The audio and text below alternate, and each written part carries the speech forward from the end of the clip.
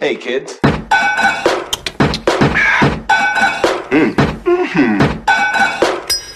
Alright guys, here we go. Welcome. We've got ourselves another conceptual photo shoot today. This is going to be portrait photography, but focusing on props and symbolism. Alright, and then if you want to get advanced, you're going to think about how your props and the symbolism of your props can be emphasized with your environment and your background. So here we go. Learning goal, learn to identify and apply the elements of photography aesthetics. We've been working on that for weeks now. What makes an attractive photo? Learn to apply symbolism of props and environment to portrait photography. You need a model today. You need to take a portrait of somebody, a human being. If you can't find one, get one. If you can't get one, you're going to photograph yourself. So it should be exciting, yes. Success criteria. A student can independently create engaging portrait images and use props as symbolic tools to communicate a variety of ideas. To-dos. You need a model, a studio lighting if possible. Define and understand what props mean in photography. Review portrait images and what they are communicating through their imagery. Specifically color, compositions, subject expression, clothing, environment, props, and focus settings. For example, if your model's not in focus, that does say something about the importance of your model. You will share ways to express an idea, typotown, or concept using props and photos. That'll be in your proposal later. You will need to edit your photos. You should work on enhancing contrast, sharpness, and other mood or emotion establishing visual elements. To get in advance for this work here, you're going to edit your photos in a way that your editing helps emphasize the symbols and the meaning you've intended for your photos. Get rid of this extra and, look at and list what makes good portraits. That'll be at the very end of this. Learn when perspective, scale, and proportion shift image meaning. That is advanced if you can learn how to do that. Review the associated rubric on the daily handout, and we'll do that together in class. Here we go, y'all. Okay, symbolism. This specific symbolism, the object, the prop, are the headphones. And then we're going to add to it. Headphones, especially big giant ones, say, hey, look at me, I like music. I want to be left alone, don't talk to me. I'm important, I bought expensive headphones. It's typically what they mean. So it could suggest that this person, if I have his headphones down, hood over, looking kind of sad, that's I want to be left alone. Headphones off, eye contact says, hey, I was having a good time, but you're also neat, and I want to talk to you and see what you're all about. What helps emphasize the positive use of this prop? Bright color in the background, bright shirt, flowing hair. Where else do we see this color, this shirt color, and flowing hair? Summertime, in the spring, right? That's the symbolism. Summer, fun, connection. All right, so here's the prop. This photograph, by the way, was taken in this Home Depot. This is the same background as back here. And what they've done is the model is not making eye contact or looking off into space. That creates some sort of meaning. In addition to that, we've got this little bit of rainbow, bright rainbow color. What we have is the prop is the light and is juxtaposed with this dark over here. So they are merging or moving out of this space with this bright chromatic light on their face, okay? Creating symbolism of sorts. Now, one thing you need to keep in mind, we all have different life experiences, age, gender, race, where we grew up, family, religion, all that stuff creates lenses that we see things through. So one person will interpret these colors one way and another person will interpret them differently. So what symbols are universal that you can use? Okay, unusual props. This one here is a mirror. Okay, mirrors mean reflection. Mirrors mean introspection. This particular one, the mirror is not reflecting me to them, but them to me. And so is this who they really are? In addition to that, the head wrap and the color in the background could be symbolic of something. Typically, head wraps that are common aren't necessarily a fashion statement, but more a symbol of gender and religious choices or ideals or values. So there's lots of stuff that can go on there. Okay, and then the color in the background might just be associated with the colors and make the image look good. This one here, the symbolism is or the symbolic prop are the cobwebs. Cobwebs mean abandoned, mean creepy, mean alone, mean isolation, they mean Halloween, they mean eerie. They never associate with, oh, this is nice. Ooh, spiderwebs, it's on my face. Okay, it's left alone or dead. Now, there's juxtaposition, our models dressed up, they're making eye contact with us, so we know that when I say dressed up, they're wearing makeup. We know that they're not dead, but the background and the color and the props kind of pose this isolated look, like I'm longing to be connected with, but I'm so isolated and alone, I'm covered in cobwebs. So there's some tension with the face and the makeup and the cobwebs. Okay. Unusual props. Tape, pretty straightforward. Duct tape on the mouth means I kidnapped you. Letting the tape not be ripped right here means I didn't have enough time to tell you to shut up, so I just shoved it on your face and be quiet. The black and white kind of helps add to that mysterious, not mysterious, but more artistic and expressive look. However, the look on their face isn't anguish, so it looks like they might be intentionally silencing themselves. We've got a fish, we have a bowl. We have a person, took the fish out, they're doing just fine, but they're in the bowl, the human is. So the fish seems happy, they're out breathing air and they're having a good time, while the human needs this safe space, this environment on their head. Was this an intentional story about are you where you belong? Do you feel like a fish out of water? No pun intended. Or do they go, hey, we got this bowl and this wooden fish, let's put it together and see what happens. I do like the repetition of the color, by the way, with all the greens and the blues. Here we go. Easy symbols. Hat and jacket. Those mean cold. Okay? The hands tucked up in here could mean I'm cold and keep my hands warm. It could mean I'm shy, right? So what we've got here, we've got an image that does communicate coldness, hats and jacket. However, we look at the environment, right? The train tracks, the clouds, the environment, the clothing that says I'm cold, and the timid look on our model's face. This could be about isolation. So the initial symbolism is cold. I want to show you a picture that says I'm cold. However, the deeper meaning with the blues and the grays and the blurred out background with the narrow depth of field and the train tracks going off says I don't matter and I could disappear and I'm isolated. That's the deeper, more advanced meaning. Cold we got. That deeper stuff is there.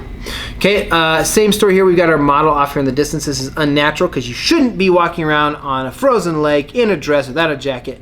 So what are you trying to say? She's walking away and disappearing. Is this line representing some sort of destruction? The prop in this case is the dress. The environment helps emphasize the prop, and the color helps emphasize that coldness, that aloneness, that I'm walking off into the distance to freeze by myself. And I was doing something formal with my fancy dress on. Okay, here we go. There we go. Color, but let's talk about props. In this case, jacket, hat, and snow. Those are the props.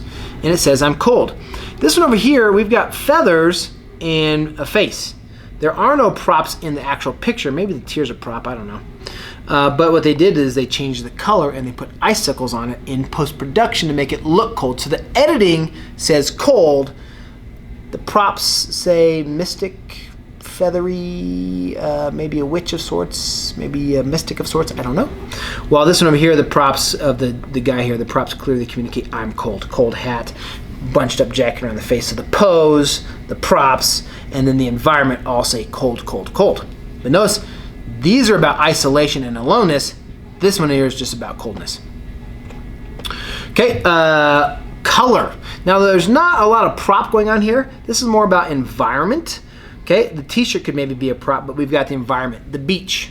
We've got an engaging, connecting smile, but we have editing for color. The color says summer, the beach says summer, the t-shirt says summer, and the model interacting with us says summer. It's bright, fun, I'm carefree, summer. Okay, now this also says summer, but a couple different ways. We've got green grass. Notice warm, cold. Okay, other than her red hair and her skin tones, this one's much warmer, this one's much colder. But we've got green plants with these daisies in her hair. By the way, I don't know if these daisies are naturally growing like that. Oh, scary pictures. So the flowers and the environment and the clothing say summer, carefree, nature, warmth. But the prop are the flowers, and the flowers kind of cover our model here, which helps say summertime. Is there a deeper meaning? What do you think it is? Put it in the chat. I'm watching. Okay, scary stuff. All right, now we've got a smile here, a very different smile than this warm, connecting, inviting smile. This is a creepy, I'm watching you smile. Part of it is that furrowed brow and the head down like this, so the pose. But we're talking about props. In this case, done. All right, in this case, the makeup, the paint, or the bag overhead, those are the props.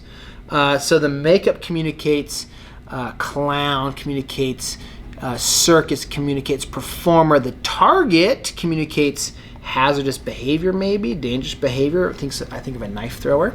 And this one over here, the bag over the head getting pulled back, is very ghost-like. It's very suffocating. It's very dangerous. I don't feel comfortable with the bag on my head.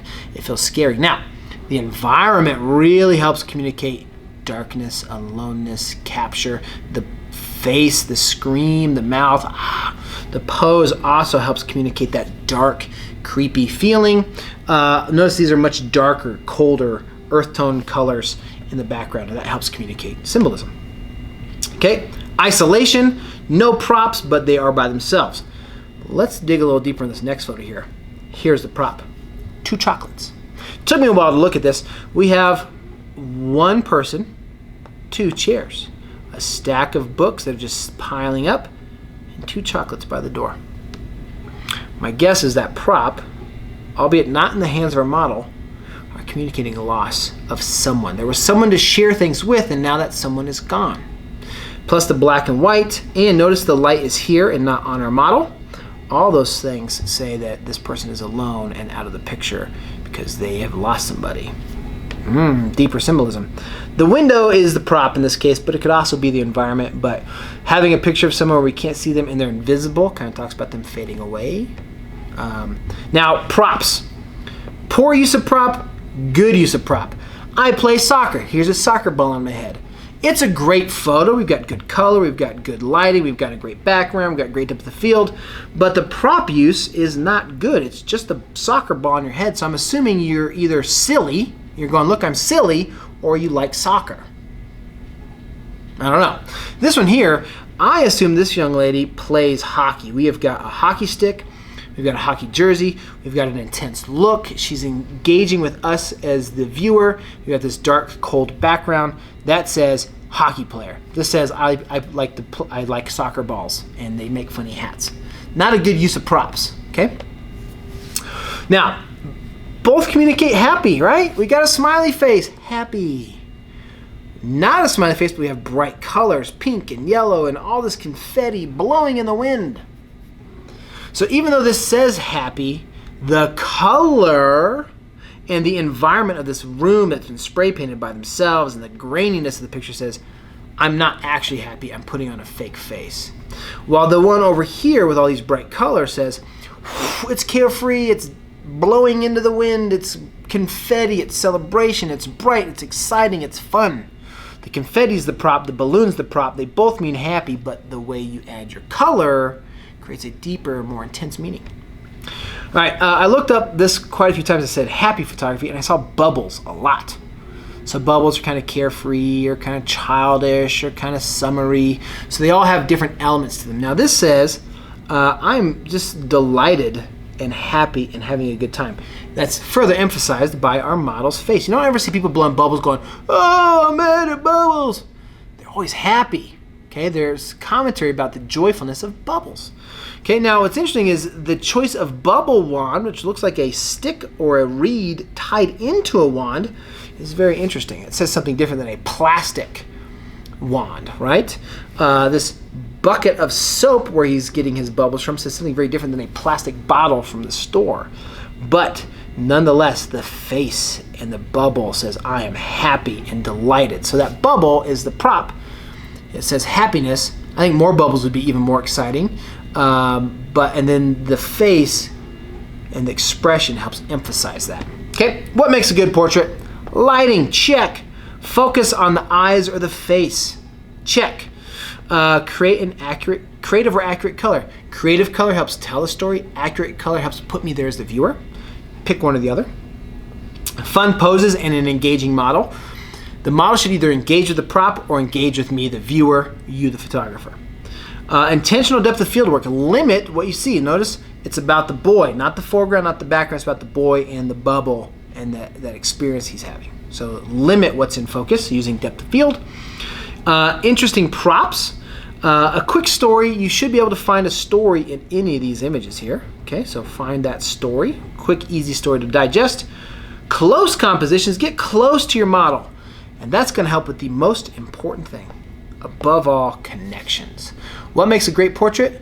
Feeling connected to the model. All right, guys, you've got a lot to accomplish today. Good luck. I can't wait to see your portraits. Have fun. We'll see you on the other side.